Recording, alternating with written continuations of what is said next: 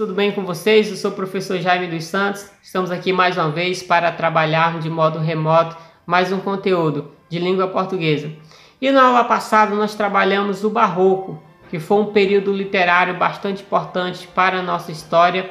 O Barroco tem como aí uma das suas características principais o rompimento da Igreja Católica por causa da Reforma Protestante, que tem como Martin aí João Calvino e Martinho Lutero. E todas as obras barrocas têm teor eclesiástico e religioso. O quentismo, que é esse conteúdo de hoje, também vem a somar com o barroco. O quentismo contém aí as primeiras manifestações literárias do nosso Brasil.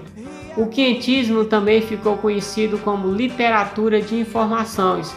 Isso porque esse período literário reúne relatos de viagens com características informativas e descritivas. Informativos que davam informações de conquistas espirituais e materiais do povo português, e descritiva porque descreviam um povo nativo e também a sua fauna e a sua flora. E esses textos descritivos dá-se pelos portugueses no século XVI. E aqui no Brasil, o quentismo brasileiro ocorreu em paralelo ao classicismo português no século XVI, entre 1537 e 1580 é o classicismo português.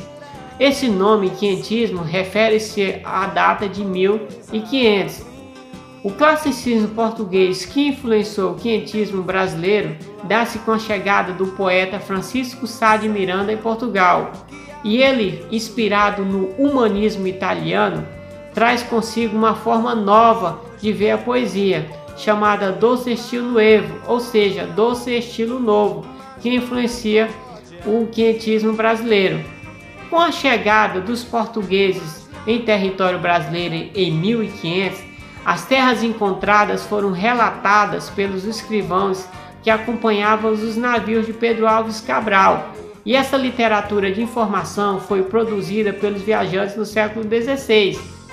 Aqui no Brasil, no descobrimento, soma-se os padres jesuítas, com as primeiras manifestações escolares e também responsáveis por catequizar os povos indígenas. E criaram então uma nova categoria de textos que fizeram parte do catequismo, chamada literatura de catequese. Essa literatura veio a somar com o quentismo brasileiro. Dentro desse quentismo, podemos destacar os principais cronistas. Cronista porque essas crônicas são relatos pessoais e baseados no cotidiano, então, daquele povo português em solo brasileiro. Nós temos Pero Vaz de Caminha, foi fidalgo português, escrivão da armada de Pedro Álvares Cabral, também vereador na cidade de Porto, em Portugal.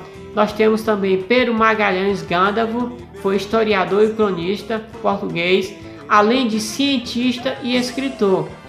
Nós temos Padre Manuel da Nóbrega, sacerdote jesuíta da Igreja Católica Portuguesa, e ele foi chefe da primeira missão jesuíta vinda à América. Padre Manuel da Nóbrega, as suas cartas se tornaram um marco histórico sobre o Brasil colônia, e é a ação dos jesuítas no século XVI, ação essa de catequizar os povos indígenas. Além desses, nós temos o espanhol, Padre José de Anchieta, espanhol, e foi um dos fundadores das cidades de São Paulo e Rio de Janeiro.